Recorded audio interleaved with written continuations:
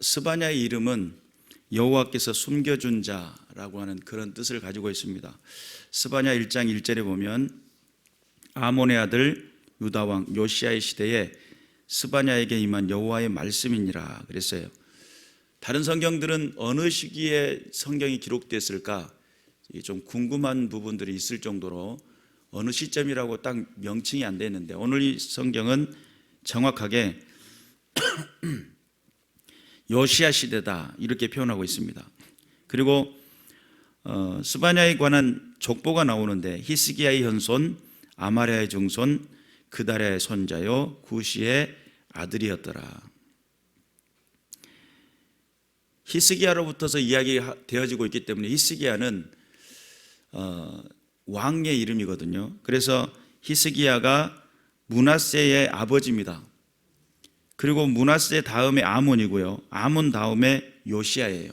그러니까 요시야 시대 때에 쓰여진 성경이고 그때 당시 활동했던 선지자라는 뜻이에요. 그러면 스바냐는 왕족이죠. 히스기야의 손자 5대 손이니까 왕족이잖아요. 그러다 보면 당시는 우리가 이제 잘 알듯이 왕족은 왕이 못 되면 어떻게 되죠? 죽임을 당할 확률이 많습니다.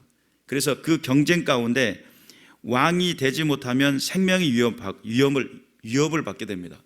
우리 조선왕조 실록에도 보면 조선왕조에도 왕이 된 자와 왕이 되지 못한 자, 그래서 왕이 된 자는 왕을 위협할 만한 그런 존재들, 왕족들을, 왕자들을 죽이잖아요. 그런 현상들이 있어요. 그렇기 때문에 이 스바냐는 말 그대로 왕족의 계통을 이어받고 있었기 때문에 상당히 많은 어려움 가운데 있었을 것인데, 이 스바냐가 가지고 있는 이름의 뜻과 같이 여호와께서 숨겨준 자라는 그런 이름의 뜻과 같이 그 시기를 잘 살아왔다는 거예요. 그런데 왜 숨겨져야 되는 상황인가 라고 했을 때, 히스기야 왕은 선왕이죠. 좋은 왕이에요. 그래서 하나님 앞에 기도도 하고 하나님으로부터 응답도 받고, 그리고 또한 죽을 병이 걸렸을 때 하나님 앞에 기도해가지고 고침을 받아요. 그래서 생명이 연장이 되는. 그런데 히스기야의 아들 므낫세라고 하는 왕은 엄청난 악인입니다. 그래서 대략 한 55년간을 통치하게 되는데, 55년간 통치하는 동안 얼마나 많은 하나님 앞에 악행을 행했든지 하나님은 유다 땅을 진멸하겠다, 유다 땅을 포로가 되게 하겠다라고 하는 그 결론을 어디에서 내리게 되냐면 므낫세의 죄 때문에 그럽니다. 므낫세가 55년을 통치하고 그 통치 기간 동안에 히스기야로부터 났던 후손이었기 때문에 그 가운데서 정말 므낫세의 그 악행은 왕족을 쫓을 만한 그런 위협이 있었겠죠. 그런데도 불구하고 그는 생존하게 돼요. 므낫세의 아들 아몬이 왕이 됩니다. 아몬이라고 하는 이 왕도 악인이에요. 아버지가 행한 그대로 악행을 행하며 이방 종교의 신을 데려다가 제사를 드리는 그런 악행을 범했는데, 그가 2년 만에, 아버지는 55년을 통치했는데 2년 만에 그 인생을 마감하게 돼요. 왜냐하면 그의 신복들이 반역을 일으킵니다. 역모를 꾀하게 되죠. 그래서 신복들이 아몬을 죽였어요. 그랬더니 백성들이 쫓아가 가지고 아몬을 죽인 신복들을 죽여버립니다. 그리고 요시야라고 하는 그때 당시 8살짜리 이를 왕위를 삼게 합니다. 그러다 보니까, 그래서 이제 국민들의 그 반역을 일으킨 백성들을, 그 신복들을 처단하는 것은 다윗의 왕조가 지켜지게 되죠. 그리고 또한 요시야라고 하는 왕이 등극하게 되는데, 그때 나이가 8살이다 보니까 8살짜리가 무슨 국정을 하겠습니까? 어렵겠죠. 그런데 그 요시야 왕은 선한 왕이에요. 그런데 왜 선한 왕이 될 수 있었을까? 위에 선대 왕들이 악행을 했는데 이 요시야 왕은 선한 왕이 될 수 있었던 것은 요시야 왕의 주변에 선한 사람들이 포진하고 있었어요. 그래서 그에게 선한 가치를 부여하고 선한 생각들을 하게 만들고 바른 가치관, 바른 것을 선택할 수 있는 그런 길들을 요시야에게 열어줘요. 그리고 요시야가 나중에 621년 또는 622년 뭐 이렇게들 표현하는데 학자에 따라서 약간의 연도의 차이는 있지만 그게 그렇게 중요한 건 아니에요. 중요한 건 뭐냐면 요시야가 종교 개혁을 시작했다는 겁니다. 그리고 요시야가 종교 개혁을 시작하면서 성전 보수 공사를 하게 됩니다. 성전을 보수하니까 무너졌던 것을 새롭게 고치고 좀 낙후된 것을 새롭게 고치고 이런 것을 했다는 이야기죠. 그것을 하는 과정 중에 일하는 일꾼들이 무엇을 발견하냐면 성전에 감춰졌던 성서를 발견하게 돼요. 그리고 성경을 가져다가 그 길 읽고 왕에게 보고를 하니까 왕 앞에서 그것을 읽어요. 읽는데 읽는 순간 그 읽은 그 이야기를 듣고 왕이 옷을 찢습니다. 왜 찢냐라고 했을 때 멀쩡한 옷을 왜 찢냐? 왕이 입었으니까 브랜드 옷일 텐데 쉽게 찢었다는 거죠. 그런데 그렇게 찢을 만한 이유가 있었던 것은 이 땅이 유다라고 하는 이 땅이 또는 이스라엘이라고 하는 이 땅이 이렇게 어려움을 당하고 힘듦을 당할 수밖에 없었던 이유가 거기에 기록되어 있었어요. 너에게 저주가 임하고 너에게 어려움이 당하는 그 이유는 어디 있느냐? 여호와의 말씀을 떠나 있었기 때문이라고 하는 아주 중차대한 핵심적인 메시지가 기록된, 그러니까 이것에 대해서 신명기를 찾아낸 것 아닌가라고 이야기를 했다는 거예요, 주변의 학자들이. 그런데 일단은 그 성경을 찾게 되고 거기에 종교 개혁을 하고는 성소를 보수하고 있었던 그곳에 말 그대로 기름을 부어버린 격이 돼요. 성경을 찾게 되고 그것을 읽게 되고 마음이 불타오르죠. 우리가 이렇게 잘 못 살게 되는 이유는, 우리가 외세로부터 고통당하는 이유는 하나님의 말씀에서 떠났기 때문이구나 라고 하는 결론에 도달하게 되겠죠. 그래서 요시야의 종교개혁이 시작되는 엄청난 부흥의 시절이 다가왔어요. 그런데 오늘 여기서 우리가 읽었던 이 스바냐 선지서의 내용을 살펴보면, 만약에 종교개혁의 그것의 그 당위성을 보았고 그 놀라운 능력을 보았다면 스바냐는 그것에 대한 하나님께 영광을 돌리는 이야기를 썼을 거예요. 그러나 그런 내용은 기록이 안 돼 있어요. 요시야 시대 때의 선지자인데 요시야의 그 아주 중요한 행적을 빠져 있다는 거예요. 왜일까요? 종교개혁이 8살짜리가 개혁하기는 어렵잖아요. 세월이 흘러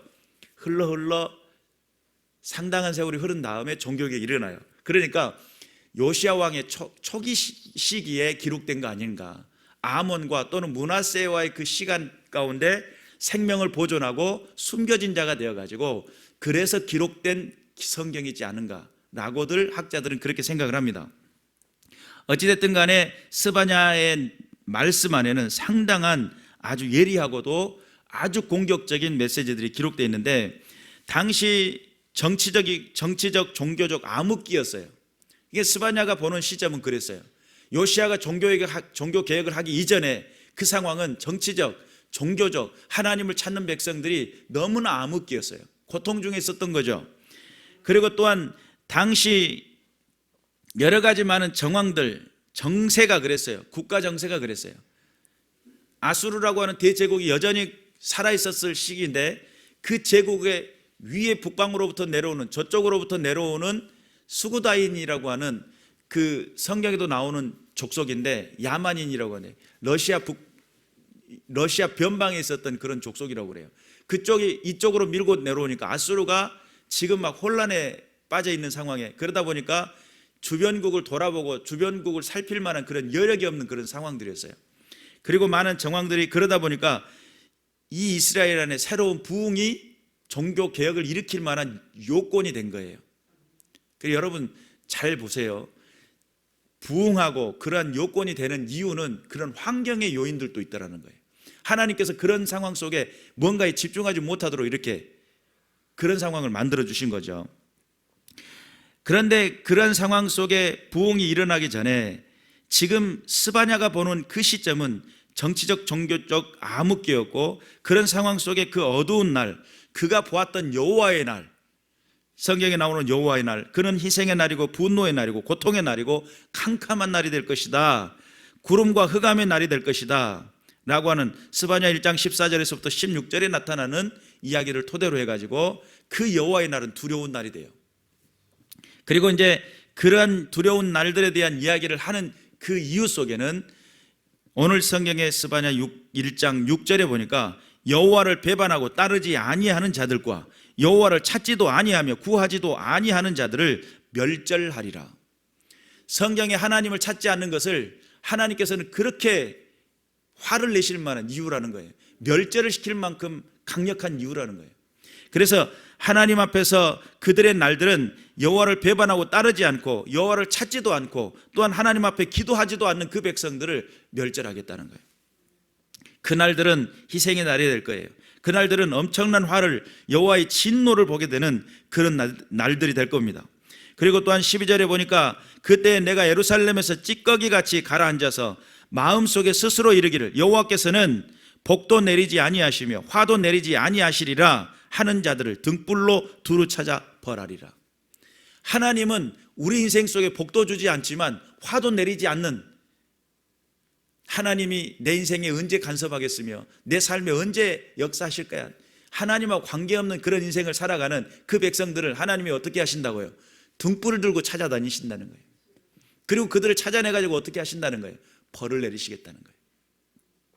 하나님에 대한 경외함도 없고 하나님을 찾는 마음도 없고 하나님 앞에 기도하지도 않는 그 백성들을 하나님이 두루 찾으시고 그들을 멸하기로 작정하셨다는 거예요.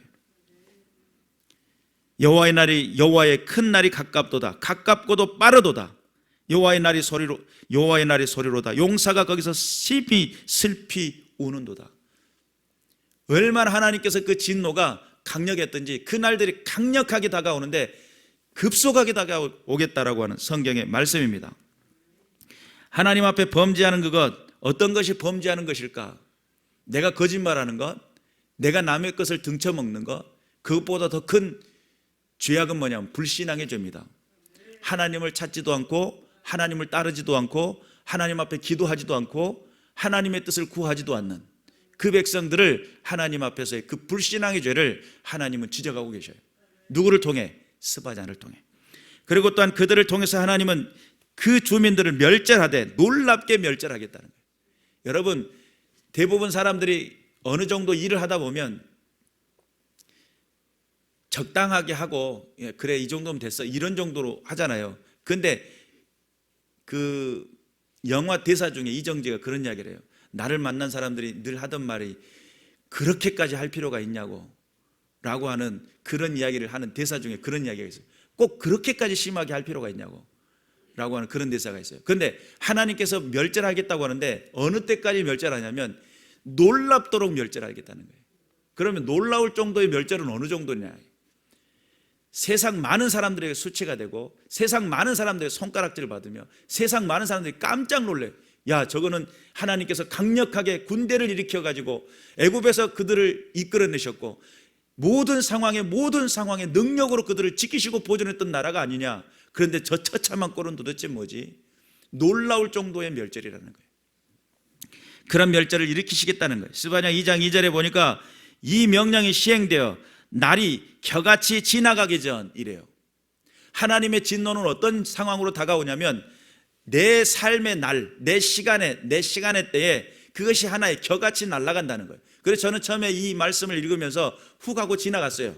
그냥 겨처럼 지나갔어요. 그런데 이 말씀을 다시 생각하고 묵상하면 묵상할수록 어떤 느낌을 받았냐면 하나님께서 진노하시는 그날에 우리의 시간이 순식간에 사라진다는 거예요.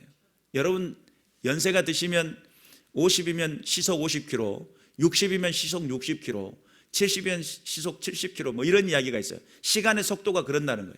그런데 여러분 우리가 생각해 볼 것은 내 인생에 어떤 꿈을 꾸고 비전을 가졌어요. 뭔가를 해보겠다고 계획을 세웠어요. 그런데 그것을 계획을 세웠는데 갑자기 아팠어. 그러면 내가 전진하는 것에 대해서 이 아픔 때문에 전진이 안 되죠. 하나의 목표를 뒀다고 가정을 해봐요. 그 목표를 두고 나아가는 사람이 그 나아가려고 하는 행복이라는 결론을 두고 나아가려고 하는데 어떤 사건이 발생했어요. 그런 그 사건이 수습되기 전까지 어떻게 돼요? 내게는 행복이 어려워지게 되겠죠. 목표가 그거라면. 내 인생 속에 뭔가 계획을 세웠어요. 그런데 하나님께서 진노해버리니까 내 인생 속에 내 삶이라고 하는 것들이 하나의 겨처럼 내 생활과 내 삶의 모든 게 날아간다는 거예요. 여러분 우리가 인생의 삶의 목적이 분명해져야 됩니다. 하나님이 나를 구원하시고 나를 살게 하시고 내게 하나님의 백성이라고 하는, 하나님의 자녀라고 하는, 하나님을 아버지라고 부를 수 있는 그런 존재로, 존귀한 백성으로 부르셨는데, 그 존귀한 백성으로 부르신 그 부르신 자리에서 내가 그 존귀함을 알지 못하고 내가 하나님을 경외하지 못하게 되면 하나님 안에서 드릴 그 열매가 없도록 내 생활과 내 삶이 하나의 겨처럼 순식간에 시간들이 없어질 것이고, 순식간에 문제를 해결하는 데 거기에 집중하다 보니 진정한 본연의 하나님의 백성으로서의 삶, 하나님의 자녀로서의 삶을 온전히 살지 못하게 되는, 그래서 하나님 앞에 드릴 열매들이 부족해지는 거예요. 여러분, 그 로또와 같은 복권 같은 것을, 근데 거기는 복권 당첨된 사람들이 어떻게 되냐면 문을 열어주는데 거기에 엄청난 돈이 쌓여 있어요. 그것을 담아가지고 나오는 거예요. 시간 내에 당첨되면 가가지고 막 돈을 담아서 나와요. 그런데 담아서 나와야 되는데 들고 간 자루가 빵꾸가 났다면 어떻게 되겠어요? 열심히 담아갖고 딱 들었는데 밑으로 싹 다 빠졌다고 생각을 해봐요.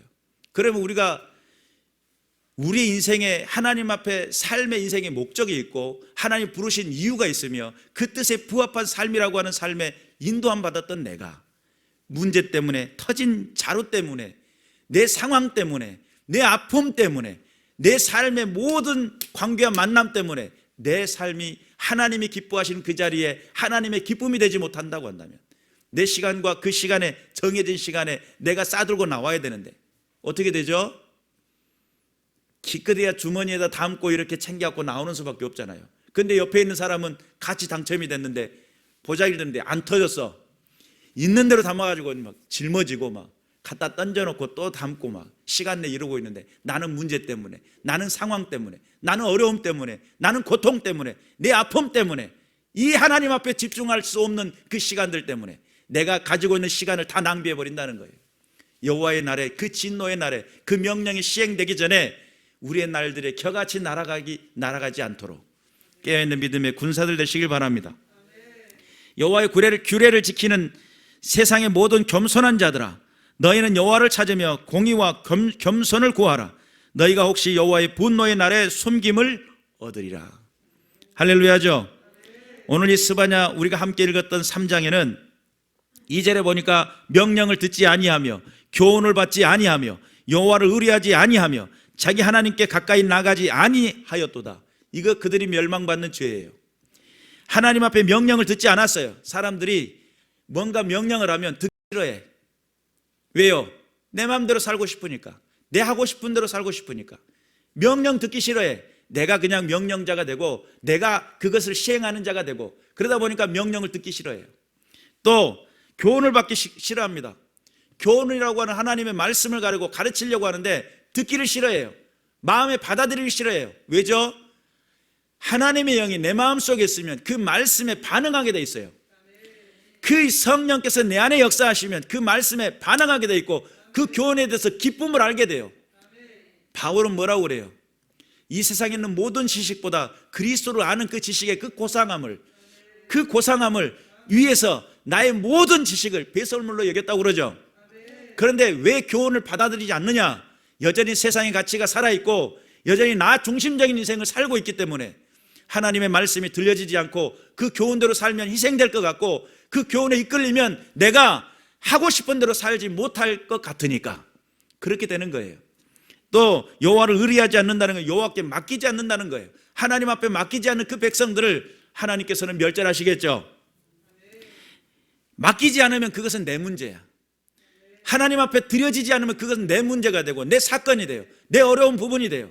그러나 내가 하나님께 맡겨드리면 그 모든 것은 하나님께서 책임져 주실 일이고 하나님께서 이끌어 주실 문제라는 사실을 믿으시기를 주님의 이름으로 축원합니다. 자기 하나님께 가까이 나가지 아니하는 그 백성들, 왜 가까이 나가지 않죠? 왜죠? 왜일까요? 여전히 죄 속에, 여전히 하나님과 신앙이라는 것에 타협점을 두고 여전히 나의 삶의 인생이라고 하는 걸 지키고 싶어서지 않을까요? 여러분 깨달아야 됩니다. 여호와의 날은 크고 두려운 날이고 희생의 날이고 또한 많은 사람들이 하나님의 그 분노와 그 진노를 보게 되는 엄청난 날이 될 겁니다. 깨어있어서 하나님의 부르심 앞에 서시기를 주님의 이름으로 축원합니다. 내 인생 속에 인생의 계획이 있어요. 난 이렇게 살고 싶어. 그러나 하나님께서 정하신 그 방법과 그 법도가 아니라고 한다면 그것은 모든 겨와 같이 날아가게 될 겁니다. 그래서 아침마다 빠짐없이 자기의 공의를 비추시거늘 불의한 자는 수치를 알지 못한다. 하나님께서는 끊임없이 인내하셔요. 끊임없이 우리에게 인애를 베푸시고요, 자비와 용서를 가지고 우리에게 다가오시는데, 불신앙자고 불순종자들은 뭐가 있냐면 수치심이 없어요. 하나님의 이름이 욕되는 것을 이해하지 못해요. 하나님의 교회가 세상으로부터 손가락 받는 것을 그냥 당연시 여길 수도 있어요.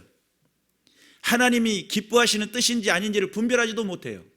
그러니 나만 생각했고 내가 생각하는 관심사에만 관심이 있었지, 하나님의 교회가 세상으로부터 수치심을 받고 또한 하나님의 그 말씀과 그 명령이 세상으로부터 욕을 받는다는 것에 대해서 관심이 없어요. 수치심을 몰라요.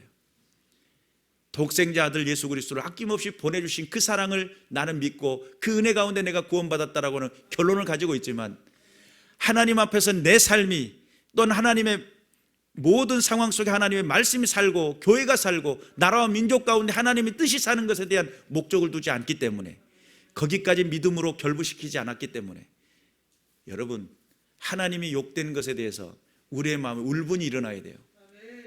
그래서 성경은 의분이라고 그렇게 표현했어요. 하나님의 나라가 또는 하나님의 교회가 욕받는 것에 대해서 우리 안에서는 불같은 마음이 일어나야 돼요. 어떻게 그럴 수가 있지? 회개하는 마음이 일어나야 되고요, 하나님의 나라를 위해서 내가 부름받았는데 나는 어떻게 살아갈까? 꿈과 계획을 세워야 돼요. 그런 계획이 없는 그 나라, 그런 믿음이 없었던 그 나라, 그런 상황 속에 있었던 그들은 수치심을 몰랐고 여전히 죄악 가운데 살면서도 자기가 어떤 삶을 살고 있는지를 알지 못했던 그 나라, 하나님의 진노가 임하게 되죠. 스바냐는 그것을 보았고 그것을 지적합니다. 선지자들은 경솔하고 간사하고 방백들은 부르짖는 사자고 재판장들은 저녁 이리 같고 제사장들은 성소를 더럽히고 율법을 범하는, 종교적으로 썩어 문드러져 있었고 또한 정치적으로 썩어 문드러져 있었고 사회 모든 관계망이 썩어 문드러져 있는데, 하나님은 이 시대 속에 무엇을 부르냐면 성결한 백성들을 부르신다는 거예요.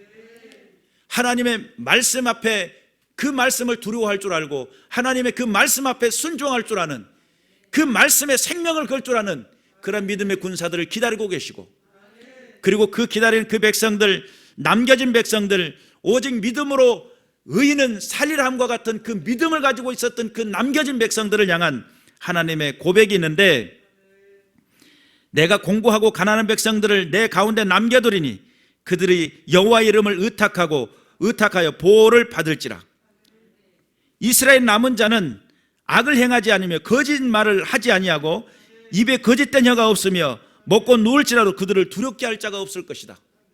뿐만 아니라 하나님 앞에서 그들을 지키시고 보존하시는데, 그때는 전쟁의 폐허의 시기고 그때는 여러 가지 많은 정세적인 압박이 있는 그런 시대였음에도 불구하고 남겨진 자들은 하나님의 보호함이 따를 거라는 거예요. 그리고 17절 말씀에 너희 하나님 여호와가 너희 가운데 계시니 그는 구원을 베푸실 전능자시라. 그가 너로 말미암아 기쁨을 이기지 못하시며 너를 잠잠히 사랑하시며 너로 말미암아 즐거이 부르며 기뻐하시리라.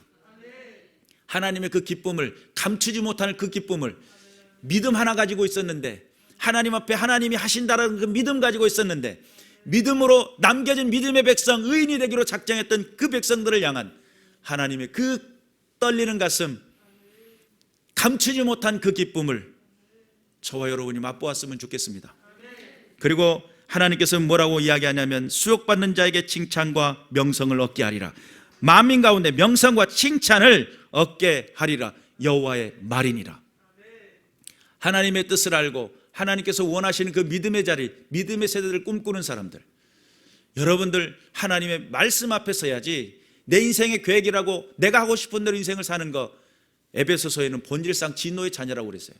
하나님 앞에 부름을 받았다면 그 부름에 응답할 줄 아는 사람, 하나님 앞에 자녀라고 하는 자녀라고 하는 칭호를 받았다고 하면 자녀된 백성으로서의 삶이 있는, 하나님의 천국의 백성이라고 하는 백성으로서의 삶이 있는 믿음의 군사들 되시길 바라고, 어지러워져가는 이 세대 속에 하나님은 살아계신다, 지금도 역사하신다, 라고 하는 신앙적 고백이 외쳐질 수 있는 믿음의 군사들 되셔서 하나님의 계획이 그렇구나, 하나님의 계획은 아무리 선택된 그 백성들이 많았더라도 다 털어낼 것 털어내시고요, 오직 의인은 믿음으로 말미암아 살리라는 것 같은 그 믿음을 가진 그 남겨진 백성들, 그 여호와의 날, 두려운 날, 희생의 날, 그 놀라운 그 날에 남겨진 그 하나의 생명을 가진 그 백성들을 기다려 그 기쁨을 감추지 못할 그 기쁨을 나누시기를, 천하 만민 가운데 또한 칭찬과 그 명성이 찾아할 그 백성들을 기다리고 계시는 믿음의 하나님, 우리를 믿고 계시는 그 하나님을 우리 또한 믿어드리고 하나님 앞에 든든히 서는 믿음의 군사들 되어야 될 줄로 믿습니다. 그래서 하나님의 계획은 분명합니다. 하나님께서 만약에 진노하셨다면, 하나님께서 여러분의 인생 가운데 함께 하셨다면 그거는 죄악된 것을 털어내시기 위한 하나님의 계획이시고, 여러분 안에 거짓이 사라지길 원하시는 하나님의 계획이시며, 여러분의 입술을 통해 고백하게 하시는 하나님의 계획이시라고 하는 사실을 믿으시길 바라고, 어려운 문제에 부딪히셨습니까? 또한 아픔 속에 부딪혔습니까? 또한 여러 가지 많은 상황 속에 부딪혔습니까? 하나님께 맡겨드리고 기도할 줄 아는, 하나님을 찾고 예배할 줄 아는 믿음의 군사들 되셔서 주님께만이 영광이 되는 믿음의 백성들 되시기를 주님의 이름으로 축원합니다. 기도하겠습니다.